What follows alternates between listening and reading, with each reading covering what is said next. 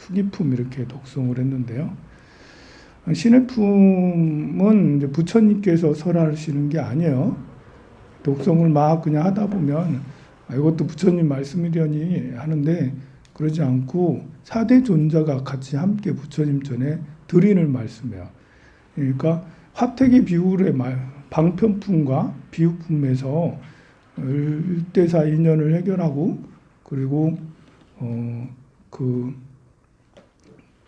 화택의 비유의 그런 설법을 들으시고는 감동하신 거예요. 그래서 여러 제자들이 감동하였는데 그 중에 네 분의 제자들, 가섭존자, 수보리존자, 목련존자, 가전련존자가 대표로 감동해서 저희들이 한 말씀 올리겠습니다.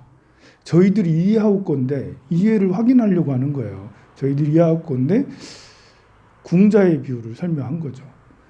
옛날에 그 훌륭한 장자가 있었는데 큰 부자가 있었는데 대재벌이 있었는데 아들을 잃어버렸어요.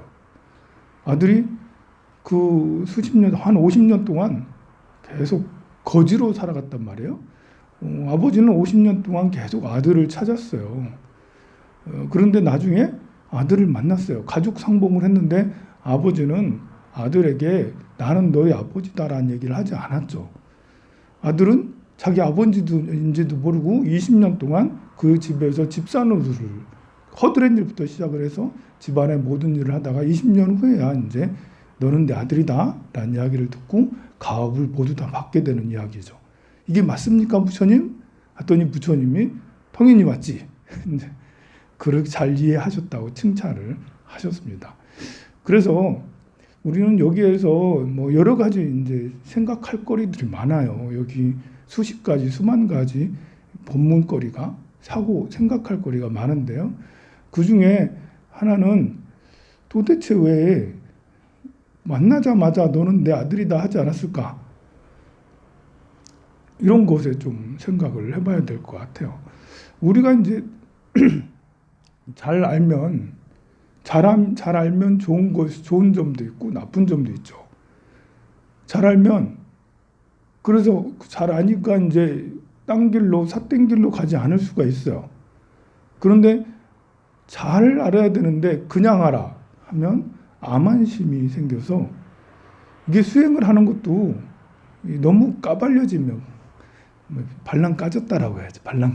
그래 우리가 잘 아는 것이 이제 이렇게 우직하게 아는 거냐, 이렇게 발랑 까지게 아는 거냐, 여기에 따라서 정말 천차만별이에요. 절에 다니는 사람도 잘 아는 거냐, 우직하게 아는 거냐, 발랑 까지게 아는 거냐, 이렇게 절에 다니는데 발랑 까지게 이런 사람 보고 절귀신이라고.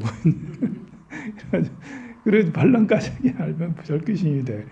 그러니까 알긴 아는데 이렇게 오해하게 자기 아전인수격으로 우리 그 수행이라는 것이 진짜로 이렇게 육바라밀을 행하고 영맹정진을 하고 부처님 6년 동안 고행을 하는 것처럼 우리 108번뇌와 싸워가면서 금욕을 행하가면서 모든 욕망을 절제해가면서 이렇게 한 발짝 한 발짝 정말 디디면서 차곡차곡 나아가야 하는 거잖아요. 그런데 이제 그 절에 좀 다니다 보면 그렇지 않은 분들이 굉장히 많아요. 스님들도 대충 사는 스님들 많고 공부도 대충 하고 안 해도 된다고 하는 스님까지 있어. 심지어 공부는 그렇게 열심히 할 필요 없는 거야. 본래 깨달았는데 뭐 본래 닦을 게 없는 거지. 본래 네가 부처란 말이야. 그렇게 열심히 하지 않아도 넌 부처야. 이런 말을 듣고는 이제 실제인 줄 알고 또 이렇게 마음속에 용렬해 약간 열심히 하는 게 힘들거든요. 힘들어요. 어제는 이제 그 쑥떡이 이게 이렇게 제가 쑥떡을 정말 맛있게 잘하거든요. 그런데 사람들이 이거 쑥떡이에요 했더니 에? 무슨 쑥이 이거 쥐꼬리만큼 들어가가지고 무슨 쑥떡입니까? 아니 그 일부러 그렇게 하려고 하는 게 나도 쑥을 잔뜩 넣고 시퍼렇게 이렇게 쑥떡을 만들고 싶죠. 그런데 우리 절의 기계가 그렇게 할 수가 없는 기계예요. 기계가 따로 있어야 돼. 그 기계는 쑥떡 이렇게 야채라든지 이게 그 쑥은 이제 거칠잖아요. 콩 가는 거, 쑥 가는 거 이런 것들은 이렇게 지금처럼 롤러가 좀 지금과 다른 그런 롤러를 써야 되는데 기기가 다르다고. 또 다른 그렇게 파랗게 하는 방법이 또 있겠죠. 저는 그 비트 그 떡을 만들면 시뻘건 줄 알았어. 그래가지고 빨갛게 비트 떡을 만들면 큰 기대를 해가지고 비트를 보살리면 또 한 2박스 3박스를 사다 주셨거든. 야, 비트 떡을 만들면 야 이거는 정말 대박이겠다 생각을 하고 딱 만들었는데 누리끼리 아니 왜 내가 하면 누리끼리 쑥떡도 하면 야 이 쑥떡 이거 하면 시퍼런이 정말 누리끼리 아니 풀이끼리 아니 좀 이상하고 그래요. 그래서 이건 뭐지? 했는데 쑥도 양도 별로 안 들어가고 이렇게 열이 가해지면 색깔이 본연의 색하고 다르게 나오더라고요. 그래 이제 이 저기계로 하면 쑥을 많이 넣지 않아도 참 빨리 안 나와요. 그래서 어제는 가루 빻는데 1시간 걸렸어. 찌지도 못하고 계속 빻기만 가루를 2번 빻아야 되거든요. 계속 너무 오래 걸리는 거예요. 이게 그래가지고 어제는 그 떡을 2시간 이상 걸렸어요. 떡 다 하고 나니까 7시 반이 되더라고. 그래 이제 우리 송편 만드는 기계가 이제 내가 생각할 때 이거 분명 고장 났어. 이거 내가 뜯었다가 뭐 다시 조립한 적이 있는데 그래가지고 이거 문제가 생긴 것 같아. 그래가지고 우리가 떡을 만들 때 보면 떡이 제대로 안 내려왔잖아요. 그래서 떡 파는 기계 한 분한테 수리를 요청해라. 그래서 이건 분명히 이거는 고장 난 거야. 그래서 모셔왔거든요. 근데 그분이 하니까 되대. 아니 우리가 할 때는 줄줄이 이상하게 나오고 막 그래. 아니 우리가 할 때는 크기도 막 다르고 막 이렇게. 그분이 그냥 자연스럽게 잘 되는 거. 이거 고장 난 게 아니야. 이게 내가 뭔가 잘못해. 그분께서 이제 보살님한테 그러셨대.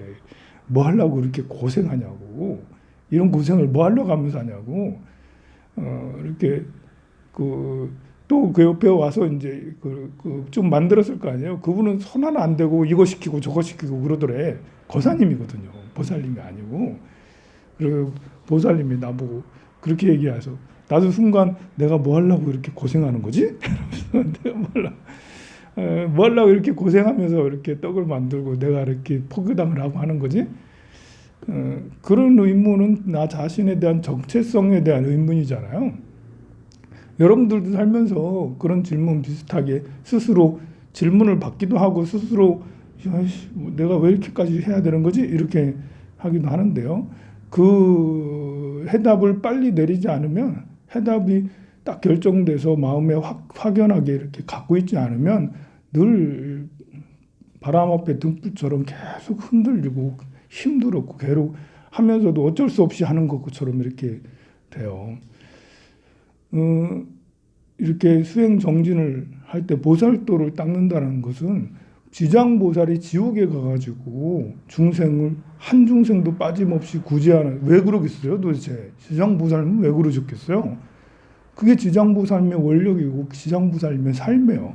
지장보살님 정도가 되면 그냥 저 천상의 극락세계에 가셔서 풍악이나 울려라 이러면서 얘들 노래 좀 해달라 이렇게 하면서 야 저 금덩어리 맞지? 저거 맛있는 거 맞지? 이러면서 놀고 먹을 수가 있죠. 그 정도 오랫동안 수행하고 공덕이 크고 이 자유자재한 능력을 가지고 있다면 그런 걸 누리겠죠. 근데 지장보살님은 그러고 싶지 않은 거예요. 본인은 보살행을 하는 것이 부처님을 만드는 것이 제일 하고 싶은 거고 그것을 하는 것이 의미 있게 스스로 여기는 그런 것이죠. 힘들어도 지옥세계에 가는 게 얼마나 몸이 고달프지 않겠습니까?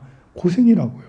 그런데도 불구하고 그렇게 하시는 걸 보고는 우리도 역시 내가 아직 업장이 두터워서 누워서 뒹굴뒹굴하는 게 좋고 아직도 달달한 맛있는 게 먹는 게 좋고 또 이렇게 남들 연애하는데 나도 연애할까 이런 생각을 하는 것도 좋고 그런데 그게 아니고 지장보살님처럼 관세음보살님처럼 내 업력은 오용락을 즐기는 거지만 이 업력을 제어하고 이렇게 나아가야 되는 게 아니겠어? 하고 해서 이제 그렇게 하려고 하고 있잖아요. 중간중간에 질문이 들어오고 회의 너무 힘들고 그러면 아유 이거 떡 봤는데 왜 이렇게 오래 걸려. 한 2시간, 3시간쯤 되면 이제 몸이 힘들어. 그래가지고 하기 싫어. 이제 처음에 30분은 안 힘들죠. 그러니까 할만하지. 근데 그렇게 힘들 때 내가 왜 이렇게까지 고생하는 거지?